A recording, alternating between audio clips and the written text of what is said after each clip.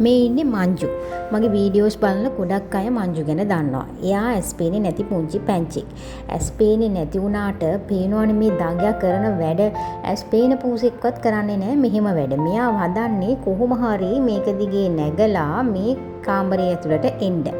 ඉතින් කොහොම හරි මෙයාගේ මේ දඟ වැඩවලට සපෝට් කරන්න එයාට තව චණ්ඩි දඟයෝ දෙන්නෙකුත් ඉන්නවා බොහොම හොඳ යාළුවෝ. එක්කෙනෙක් බණ්ඩි අනිත් එක්කෙනා වයිටි. මේ තුන් දෙනා තමයි අපේ ගෙදර මේ දවස්වල සිඟිති පාතාලේ අරගෙන යන්නේ. ඉතින් මේ ඇස් පේන්නේ නැති වුණාට මංජු ලස්සනට පඩිපෙළේ නගින්න, බහින්න, දුවන්න, සෙල්ලම් කරන්න මේ හැමදේම දන්නවා. හරියට නිකන් කවුරු හරි කියලා දීලා වගේ.